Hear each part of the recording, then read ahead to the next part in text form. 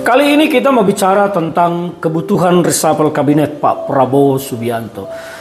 Di luar kepentingan politik pertemuan antara Pak Prabowo Subianto dengan Ibu Megawati Soekarno Putri, kita mau bicara tentang apakah sebetulnya saat ini perlu dilakukan reshuffle kabinet atau tidak sama sekali. Kita mau bicara berdasarkan data-data indikator-indikator yang terjadi saat ini di negara kita. Jadi ini saya bukan ngarang atau hanya sekedar beropini, tapi saya mau menyampaikan data-data atau fakta-fakta yang sesungguhnya terjadi di lapangan.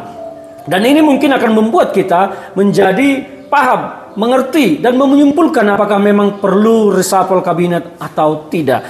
Saya mau bacakan, karena kalau saya mau tidak baca nanti takut salah datanya. Yang pertama soal data pemudik, terjadi penurunan angka pemudik sekitar 26%. Perputaran uang di Lebaran 2025 ini menurun sampai sekitar 25 triliun. Dan terjadi peningkatan utang pinjaman online masyarakat yang jumlahnya sangat fantastis. Naik lebih dari 26% atau sekitar 80-an triliun. Ini adalah informasi. Yang berikut adalah data tentang utang luar negeri kita. Utang luar negeri kita sekarang tercatat sekitar 500 miliar dolar atau lebih dari 8.300 triliun. Besar sekali jumlahnya.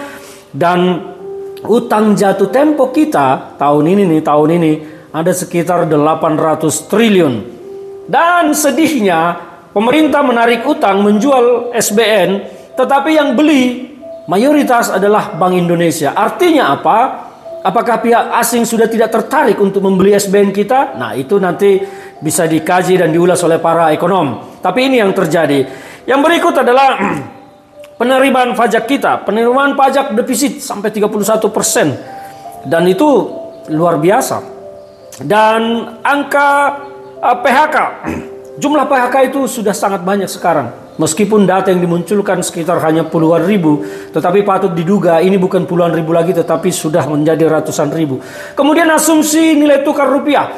Nilai tukar rupiah kita di APBN itu dipatok 16.100. Tapi sekarang kita tahu berapa harga nilai tukar rupiah, sudah hampir mencapai 17.000. Artinya ada selisih hampir 800 sampai 900 rupiah per dolar. Dan ini adalah bahaya bagi APBN. Dan kalau ini dikalikan ke hutang kita yang dolar, maka hutang kita mungkin bisa jadi tembus sekitar 10.000 triliun. Ini bahaya juga. IHSG juga anjlok terus menerus. Memang dinamika di pasar saham itu naik turun biasa, tetapi ini penurunannya sudah tidak biasa. Dan banyak lagi. BPR juga diperkirakan ada sekitar 20 BPR yang tutup dari 2024. Dan ada beberapa banyak, kalau data yang ada dikirimkan ke saya itu banyak sekali bank, kantor cabang bank juga yang tutup, dan diperkirakan ini berpengaruh kepada sekitar 4.000-an tenaga kerja. APBN kita defisit. Dari sampai Maret saja defisit 104 triliun. Dan banyak lagi, termasuk penurunan rating utang Indonesia. Banyak lagi data-data. Kalau saya sampaikan nanti terlalu panjang. Nah, ini sekarang kita mau bicara tentang reshuffle kabinet. Pak Prabowo Subianto memberikan nilai 6 dari 10 terkait dengan kabinetnya sekarang, pemerintahannya sekarang. Artinya apa? Nilai ini adalah nilai yang sangat pas-pasan. Dibilang baik tidak, dibilang buruk tidak, tetapi cenderung dia sudah negatif tendensinya. Bahkan mungkin lebih condong ke angka 5, setengah-setengah. Ya, tidak bisa baik, tidak bisa buruk, tetapi lebih cenderung kepada buruk. Artinya di sini apa? Prabowo sendiri mengakui kabinetnya gagal melakukan pekerjaannya di 6 bulan ini. Indikator ekonomi dan politik kita semuanya menurun. Dan ini adalah ancaman serius bagi kita kalau kita memang mau melihat persoalan ini secara jernih dan melepaskan politik dukung-mendukung. Memang bahayanya di negara kita kalau sudah pendukung pemerintah, dia tidak mau melihat hal yang negatif. Yang negatif saja dinilai positif. Nah, ini bahayanya. Coba kita melihat secara objektif. Indikator-indikator itu sesungguhnya adalah ancaman. Nah, bagaimana nasib dengan reshuffle kabinet? Pernyataan Pak Prabowo yang menyatakan nilai 6 itu menurut saya memang bisa kita terjemahkan Pak Prabowo hanya melihat 60% kabinetnya yang bekerja, 40% nonsen. Maka saya berpikir bahwa Pak Prabowo itu sangat penting sekali untuk melakukan reshuffle kabinet, karena Pak Prabowo sekarang membutuhkan pemikiran-pemikiran yang baru, gagasan-gagasan baru, dan kekuatan-kekuatan yang baru untuk menaikkan kinerja pemerintah ini menghadapi persoalan global yang semakin pelik dan semakin rumit. Ancaman perang dagang ini bukan main-main. Ini jangan kita seolah-olah melihat Amerika kalah dengan menunda 90 hari. Ancamannya akan muncul kembali nanti di sekitar bulan Juni ke Juli. Karena di sana krisis global ini akan semakin meningkat. Nah, bagaimana kita mau menghadapi ini semua kalau para pejabatnya masih orang-orang yang belajar menjadi pejabat, orang-orang yang tidak mengerti harus berbuat apa, orang-orang yang tidak paham dan tidak punya jaringan juga untuk melakukan sesuatu. Ini bahayanya. Kalau Pak Prabowo akhirnya kerja sendirian dengan tim lingkarannya sendiri, untuk apa menteri-menteri itu?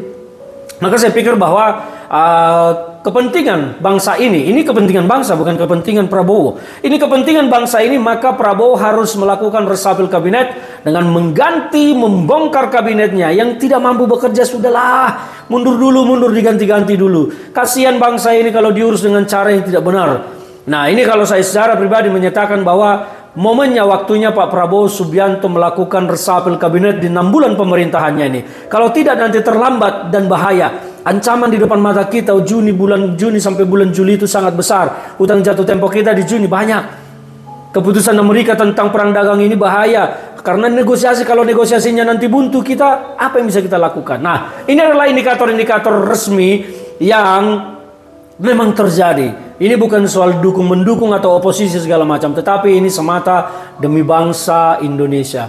Mari berpikir rasional, berpikir bijak, melihat kepentingan bangsa di atas segalanya. Lepaskan dulu politik dukung-mendukung, karena mendukung terlalu buta membuat kita benar-benar menjadi buta, tak melihat fakta dan kebenaran.